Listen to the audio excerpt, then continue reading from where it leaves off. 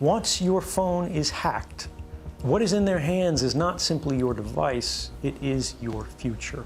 One of the most popular leakers in the history of humankind is Edward Snowden. His explosive revelations of what the US does is still sending shockwaves across the whole world, and many of them affect your everyday life. They're selling our future, they're selling our past, they are selling our history, our identity, and ultimately, they are stealing our power. What is the US doing secretly with your data, and how are they harvesting it? Can you protect yourself? Join us as we dive into the top 10 terrifying government secrets that Edward Snowden revealed. Number 10. SIM card compromise. We all like to think we are in control of our communication. However, Snowden revealed that the SIM card in your phone is not free from surveillance, and all communications through it may be intercepted. At least 2 governments are trying to listen in on your phone calls, either business or personal, as revealed by documents revealed by Snowden. The US and Great Britain's Government Communications Headquarters, GCHQ, hacked into the world's largest SIM card manufacturer, stealing encryption information. This compromised billions of SIM cards and next-generation credit cards, which may include yours. The agencies can now secretly monitor a large portion of global cellular communications, including voice and data. With these stolen encryption keys, intelligence agencies can monitor mobile communications without seeking or receiving approval from telecom companies and foreign governments. The keys also remove the need to get a warrant or a wiretap and leave no trace on the wireless provider's network that the communications were intercepted. Bulk key theft additionally enables intelligence agencies to unlock any previously encrypted communications they'd already intercepted.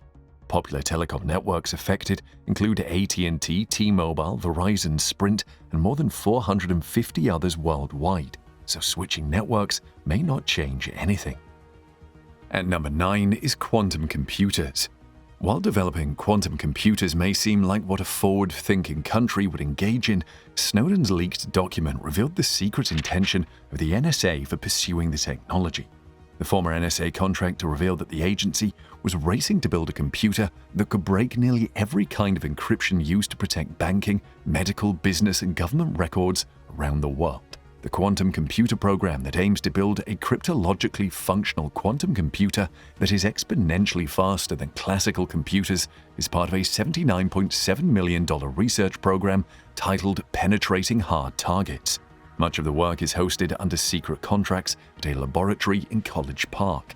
With this technology, no current forms of public key encryption are safe from the NSA, including those used on many secure websites, as well as the type used to protect state secrets. Interestingly, it is not only the US government that is trying to develop its quantum computer. The EU and Switzerland are also actively working on this tech and are reportedly making significant advances, even almost catching up with the US. However, just what they plan to do with their own computer is not known.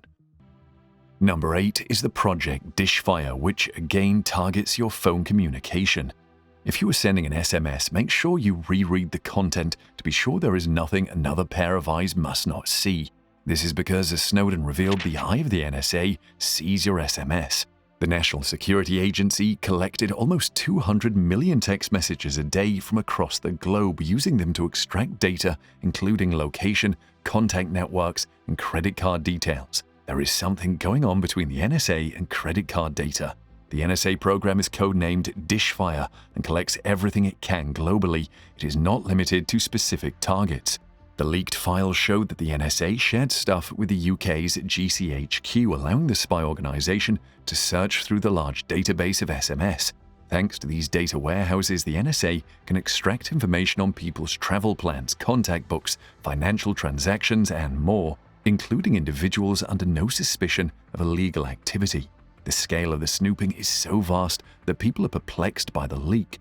The NSA was able to extract more than 5 million miscalled alerts daily, details of 1.6 million border crossings daily through network roaming alerts, more than 800,000 financial transactions daily, and more than 76,000 geolocation data daily. At number 7 is the embarrassing detail that the US spies on its own allies. Many countries like to believe they have close ties with the US. However, they were disappointed to learn that the US was spying on them. Spain, France, Germany, and other European countries were livid to discover that the US had been spying on them. They lashed out at the then Obama administration for setting up an anti-terrorism tool and then turning it on them. Spain complained that the NSA was monitoring more than 60 million phone calls in the country in just a single month. The NSA even tapped the phone of former German Chancellor Angela Merkel, with some newspapers claiming Obama knew about the snooping and personally approved it. Both France and Germany summoned the US ambassadors in their respective countries to explain why the NSA would be wiretapping their top government officials. Meanwhile, some analysts claim the European countries could not claim to be saints as they all tried to spy on one another. Do you think this is enough justification for the US to spy on its own allies? Number 6. Snowden revealed the NSA spied on the Brazilians too, including their president. It would be naive to presume the NSA would limit its spying activities to European allies. Snowden's leak proved that the NSA was so interested in the communications of the good people of Brazil that it spied on their phones. The then President Dilma Rousseff launched a blistering attack on US espionage at the UN General Assembly, accusing the NSA of violating international law by its indiscriminate collection of personal information of Brazilian citizens and economic espionage targeted on the country's strategic industries. The row at the UN Assembly was among the biggest fallout from the Snowden leaks. Rousseff cancelled a planned visit to Washington in protest at US spying after learning the NSA had been eavesdropping electronically on her phone calls as well as Brazilian embassies and spied on the state oil corporation Petrobras. Rousseff called on the UN to form a new global system governing the internet to prevent the US from repeating such overreaching monitoring. Obama tried to calm the waters by announcing that they were reviewing the way they gathered intelligence to properly balance the legitimate security concerns of their citizens and allies with the privacy concerns that all people share. Number 5. The NSA spied on the Indian Embassy and the UN. If the NSA could spy on multiple countries, nothing makes embassies safe, not even the UN.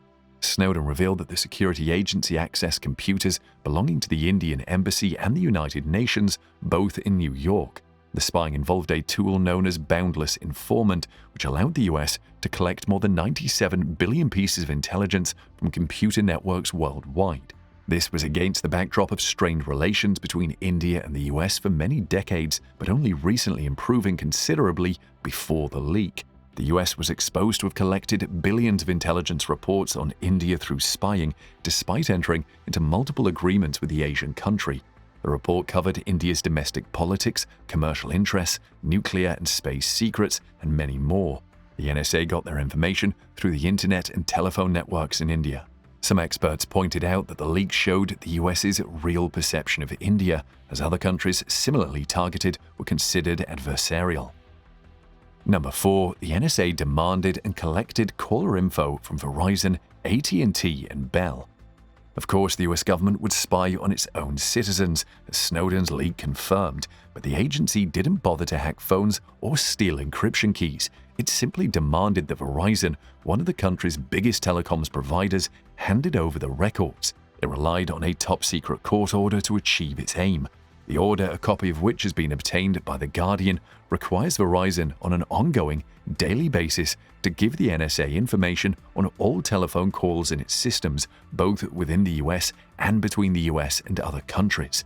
What was troubling about this data gathering was that the communication records of millions of US citizens were collected indiscriminately and in bulk, regardless of whether they were suspected of any wrongdoing.